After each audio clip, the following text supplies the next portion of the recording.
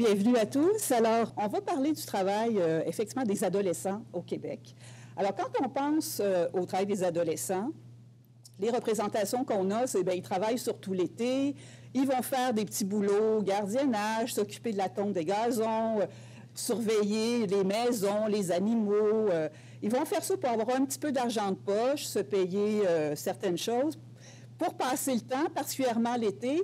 Puis très souvent, les parents sont très heureux que les adolescents travaillent parce que, en fait, c'est ça, ils font autre chose que jouer sur les jeux vidéo ou regarder la télé.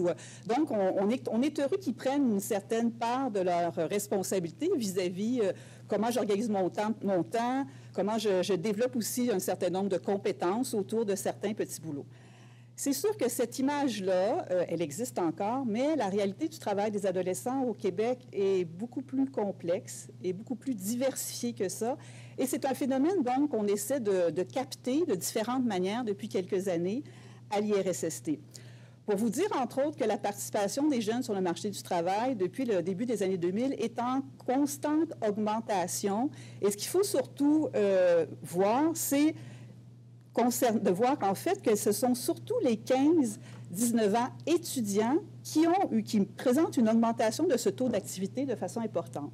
Alors, on a voulu effectivement capter un peu plus, trouver un moyen de suivre un peu l'évolution de ce phénomène-là à travers nos études.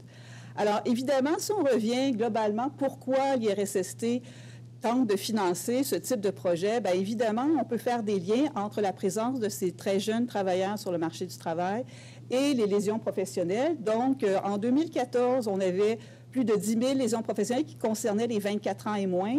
De ce nombre, 2 500 touchent les 19 ans et moins. Des durées d'absence moyennes d'indemnisation de 30 jours, vous voyez que c'est à peu près du même ordre lorsqu'on regarde chez les 19 ans et moins. On a grosso modo 6 % de ces lésions qui vont entraîner une atteinte permanente de ces jeunes qui sont au tout début de leur parcours de travail et d'emploi, leur parcours professionnel à venir aussi.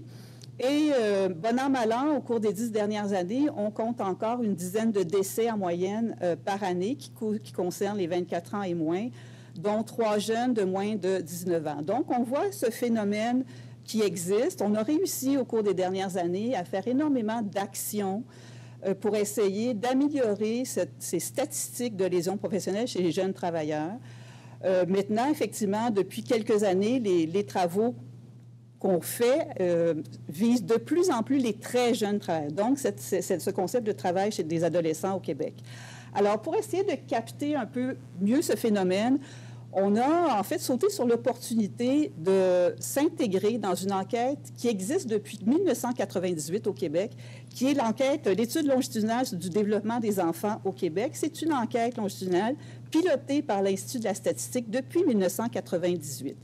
À l'époque, l'objectif de cette enquête-là était d'identifier les facteurs qui sont mis en place dans la petite enfance et qui contribuent à l'adaptation sociale et à la réussite scolaire. On se disait qu'en connaissant mieux, en fait, ces facteurs, les résultats de ce type d'études-là pouvaient éventuellement contribuer à la planification de politiques publiques qui viennent soutenir, en fait, les jeunes et leurs familles. Évidemment, depuis 1998, l'enquête a progressé. Donc, à l'époque, on avait recruté 2120 nourrissons nés, en fait, de mères qui vivaient au Québec en 97-98. C'est cette cohorte, effectivement, qui est suivie depuis 1998. Il y a eu, évidemment, un peu d'attrition. En fait, pourquoi on a commencé à s'intéresser à cette enquête? Parce que là, vous voyez qu'on a plein de variables qui nous permettent de monitorer les trajectoires développementales de ces enfants-là.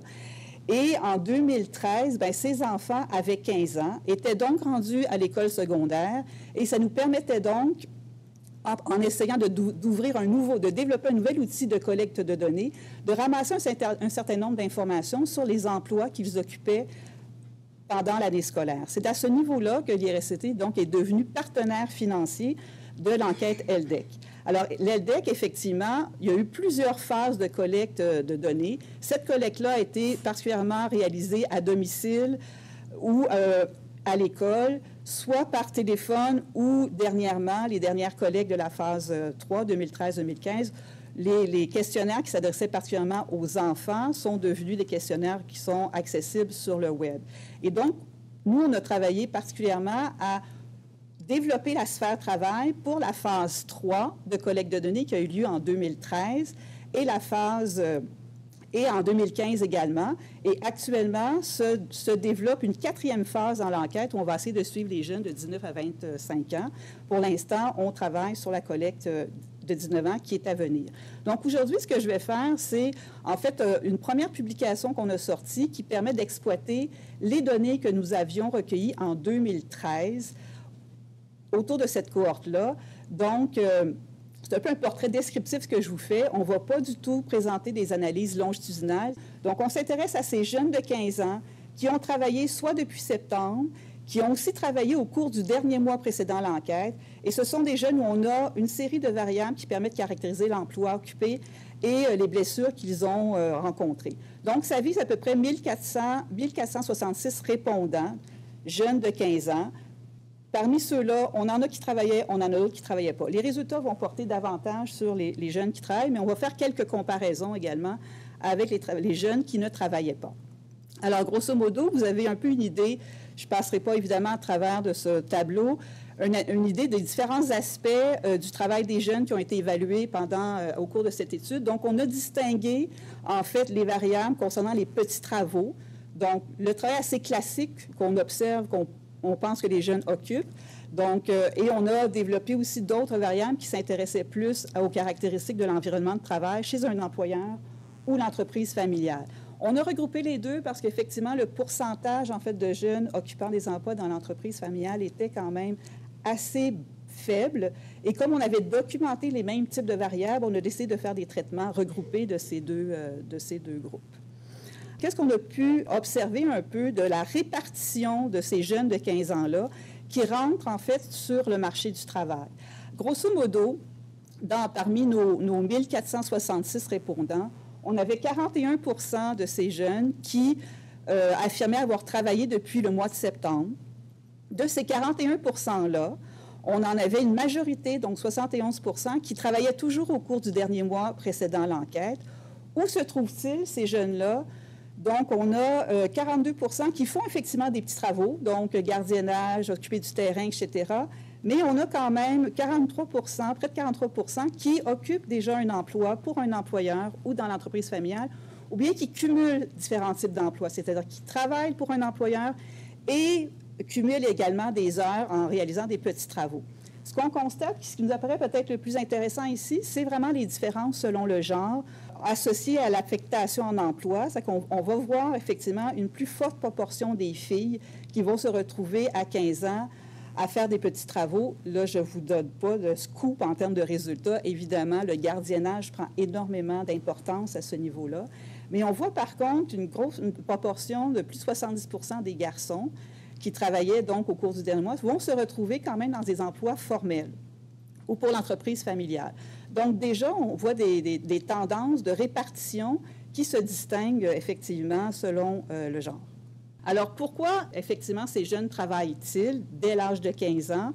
Évidemment, principale raison, vous ne serez pas surpris, on souhaite effectivement travailler pour se payer des choses, mais ce qui nous a intéressés plus particulièrement, c'est des aspects qui ont été aussi nommés plus particulièrement par les filles. C'est des raisons qui concernent beaucoup plus la possibilité de développer une expérience de travail, développer son autonomie, développer éventuellement de nouvelles compétences associées au travail. Donc, on est dans une perception positive que le travail qu'on peut faire à 15 ans nous permet de nous développer, nous permet d'acquérir de l'autonomie, nous permet de développer une expérience de travail qu'on pourra éventuellement utiliser dans la suite de nos parcours professionnels. Ce qui nous a aussi frappé dans ces résultats, c'est que la raison qui fait en sorte que ces jeunes de 15 ans occupent un emploi, très peu en fait, à peu près 25 nous ont dit que c'était les parents qui les encourageaient à travailler. Dans plusieurs cas, c'est vraiment pas une raison qui amène ces jeunes-là à travailler. Donc, on est de plus dans un choix qui est porté par les jeunes eux-mêmes. Et on est aussi dans une situation assez marginale, 12 grosso modo, des jeunes qui nous disent « je dois travailler » pour aider mes parents. Donc, et c'est nommé comme une raison qui amène les jeunes à travailler. Ensuite, quand on s'intéresse un peu aux heures de travail, donc à l'intensité du travail à 15 ans, il faut vraiment faire une distinction entre les jeunes qui occupent des petits travaux et ceux qui ont passer vers l'emploi formel, donc chez les employeurs ou l'entreprise familiale, on voit vraiment une hausse des heures moyennes, nombre d'heures moyennes travaillées par semaine selon le type d'emploi occupé. Donc, on a effectivement une moyenne de 8 heures de travail par semaine pour ceux qui sont chez un employeur. Dans ce groupe-là, on a quand même un 30 de jeunes qui déclarent travailler plus de 10 heures par semaine chez l'employeur. Alors, on a souvent effectivement l'image qui sont tous à peu près commis vendeurs et dans la restauration, c'est vrai, mais on voit aussi qu'il y a une distribution un petit peu plus large de ces types d'emplois occupés, où on va retrouver des jeunes déjà qui vont se déclarer ouvriers ou journaliers dans les entreprises, des personnes qui vont travailler dans la ferme ou dans le domaine de l'agriculture, comme par exemple les pépinières ou des trucs comme ça. Ici, de façon surprenante, on n'a pas réussi à nécessairement distinguer des différences selon le genre. Bon, il y a certaines données qu'il faut interpréter avec prudence, mais ce n'est pas tout à fait différent selon le genre comme on aurait pu s'y attendre. Donc, on voit encore une fois que oui, les emplois classiques qu'on retrouve chez les jeunes un petit peu plus vieux, on les retrouve ici chez les 15 ans, mais aussi déjà une entrée dans d'autres types de secteurs qu'on considère à risque, comme par exemple le travail de journalier, le travail sur la ferme, où se retrouvent aussi ces très jeunes travailleurs. Alors, au niveau des contraintes physiques, évidemment, là, on a utilisé les outils standards qui sont utilisés dans plusieurs enquêtes sur les conditions de travail pour essayer de voir si on pouvait effectivement voir un peu quelle est la tendance chez ces jeunes-là par rapport à ce qu'on connaît pour les travailleurs plus âgés. Vous allez voir qu'effectivement, les jeunes vont rapporter dans une forte proportion le fait d'être exposés à des gestes répétitifs des mains et des bras. Ce qui est quand même surprenant ici, c'est qu'on n'a pas réussi à distinguer de différence selon le genre. Donc, que ce soit les jeunes hommes ou les jeunes filles, on va se retrouver, dans certains cas, sur des emplois qui vont solliciter effectivement le système musculo-squelettique et puis ils vont devoir donc faire des gestes très répétitifs dans le travail qu'ils vont faire. Mais évidemment, on a des distinctions déjà à 15 ans qu'on observe sur le fait de concentrer peut-être les garçons davantage sur des emplois où on a besoin de manier des objets ou des charges sans aide, qu'on doit fournir des efforts plus importants sur certains équipements. Mais vous voyez bien aussi que les filles ne sont pas exemptes de ces situations-là non plus. Donc, on voit des distinctions, mais on voit aussi que garçons-filles peuvent cumuler un certain nombre de contraintes physiques dans le milieu de travail qu'ils occupent. Si on regarde maintenant au niveau de l'environnement psychosocial, la question qu'on peut se poser, c'est qu'un jeune qui rentre chez un employeur qui a 15 ans, est-il capable de prendre sa place au sein de l'équipe de travail? Est-ce qu'il a de l'aide de ses collègues? Est-ce que éventuellement les superviseurs vont offrir du soutien plus important du fait de leur jeune âge, de leur peu d'expérience, de leur peu de connaissances, en fait, des environnements de travail? Ce qui ressort, en fait, de ce qu'ils nous ont rapporté à travers les questions qu'on avait posées dans l'enquête, c'est le fait qu'effectivement, on constate que les jeunes vont considérer que les relations avec les collègues qu'ils ont vont leur faciliter la vie dans l'exécution de leur travail. Ça, c'est une très bonne chose. C'est sûr que sur les études terrain qu'on a fait par ailleurs, on a vu effectivement le rôle très, très important que vont jouer les travailleurs plus âgés dans la transmission des savoirs de prudence sur le terrain. Ce qu'on constate, c'est que ces jeunes de 15 ans-là ont accès à on peut supposer qu'ils ont accès à ces interactions-là qui vont les aider à réaliser leur travail en espérant qu'ils vont moins se blesser. Donc, il y a plusieurs jeunes, donc quand on regarde 49 qui sont d'accord et 36 qui sont fortement d'accord avec le fait que leur collègue va faciliter l'exécution de leur travail. On voit aussi que l'intégration de ces jeunes-là au sein des équipes de travail semble assez positive aussi, compte tenu que la plupart des jeunes, une grande majorité des jeunes, vont nous préciser qu'ils ont vraiment l'impression de faire partie d'une équipe de travail lorsqu'ils sont en emploi. Donc, on peut aussi soupçonner, encore une fois, des situations favorisant l'entraide, favorisant la transmission des savoirs là, pour réaliser à faire les tâches dans des conditions les plus sécuritaires possibles. Ce qui nous a un petit peu surpris, c'est quand même au niveau du soutien des supérieurs, où là, on a quand même un peu moins de la moitié des jeunes qui rapportent un soutien des supérieurs relativement faible dans les emplois qu'ils occupent, quand on sait que beaucoup de programmes, en fait, de prévention auprès des jeunes travailleurs va cibler le supérieur immédiat, donc les superviseurs, comme étant des acteurs clés dans cette intégration-là. La façon dont on peut peut-être interpréter ce type de données-là, bien, il faut savoir que dans certains types d'emplois des services, dans la restauration, dans le commerce de détail, ces supérieurs immédiats-là sont eux-mêmes très jeunes. Vous les croisez tous les jours quand on va magasiner, par exemple. Ils ont quelques mois de plus d'expérience souvent que les jeunes qui vont rentrer dans ces milieux-là. Et ce sont aussi des personnes qui ont une foule de tâches à réaliser dans la gestion même du commerce.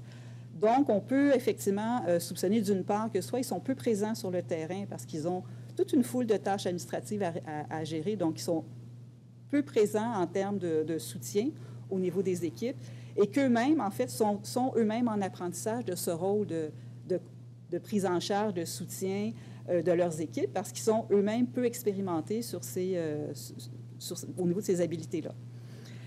Alors, c'est ce qui nous a intéressé le plus ici. Ensuite, bon, on avait posé des questions sur la demande psychologique. On est toujours un peu... on prend toujours ce résultat-là un petit peu avec des pincettes, en ce sens que c'est toujours pas évident, quand on parle des jeunes de 15 ans, est-ce que tu considères que ta charge de travail est importante ou pas?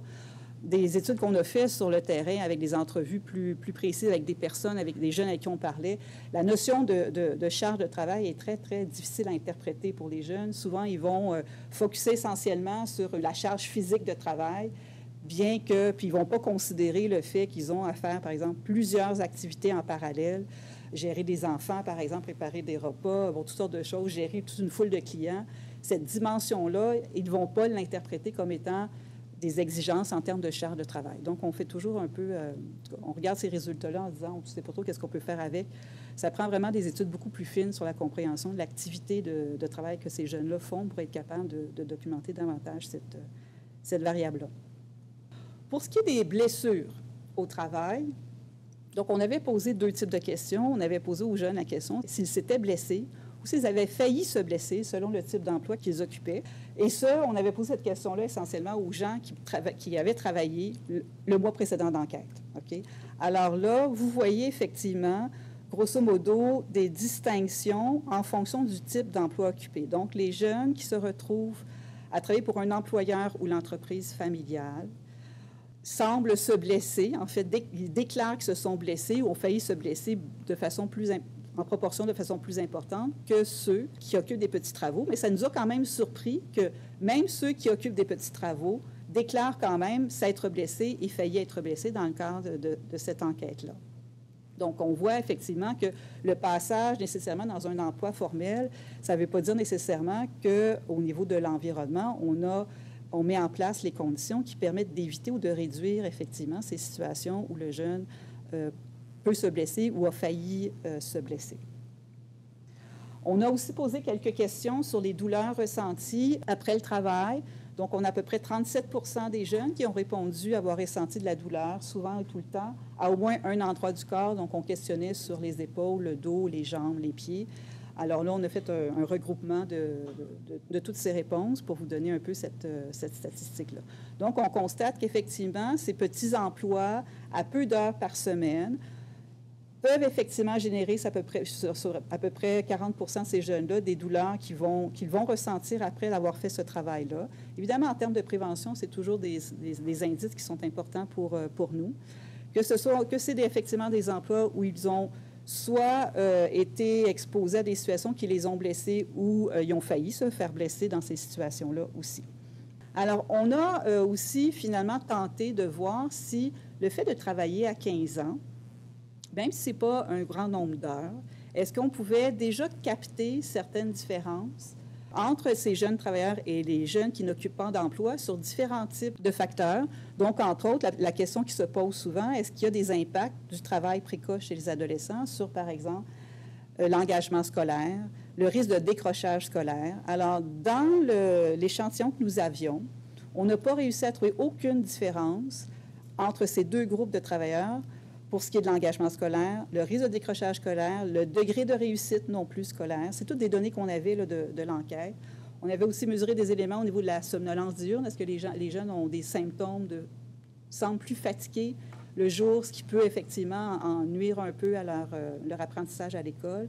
C'est pas ressorti. Et les jeunes qui travaillaient et les jeunes qui ne travaillaient pas ne se percevaient pas de différence dans leur état de santé non plus. Donc, évidemment, là, il faut se rapporter sur le fait qu'on a des moyennes d'heures travaillées d'à peu près 8 heures semaine, grosso modo. Il y a de la variabilité, il y a des différences, effectivement. Quelques pourcentages de jeunes travaillent plus de 10 heures. Mais encore une fois, on pense que pour pouvoir voir peut-être des effets sur ces éléments-là, d'autres études nous montrent que si le nombre d'heures travaillées augmente, on risque de voir davantage des effets, entre autres sur l'engagement scolaire, les degrés de réussite scolaire. Puis tout ça, bien évidemment, ça a un lien, en ce sens qu'on sait que souvent les jeunes qui n'ont pas obtenu de diplôme d'études secondaires, par exemple, sont à risque de plus d'accidents de travail, compte tenu qu'ils vont se retrouver dans des emplois avec plus de contraintes physiques de travail très souvent. Donc, en conclusion, ce qu'on peut tirer de ce premier portrait-là, c'est qu'il y a une proportion vraiment importante d'élèves du secondaire qui vont vivre leurs premières expériences de travail dès l'âge de 15 ans au Québec. Donc, le travail chez les adolescents dans des emplois formels existe bien au Québec, que certaines trajectoires d'entrée sur le marché du travail vont différer entre les filles et les garçons, que le passage vers l'emploi formel va souvent s'accompagner donc d'un nombre d'heures travaillées moyen par semaine. Je vous en ai peu parlé, mais on constate que ces jeunes qui passent vers un employeur formel vont souvent travailler autant la semaine que la fin de semaine. Donc, ils vont cumuler travail de semaine et école de semaine. Donc, ce n'est pas une distinction en fonction du week-end ou de la fin de semaine. Et que, évidemment, les milieux de travail ne sont pas complètement exempts de risque pour ces jeunes-là. Merci.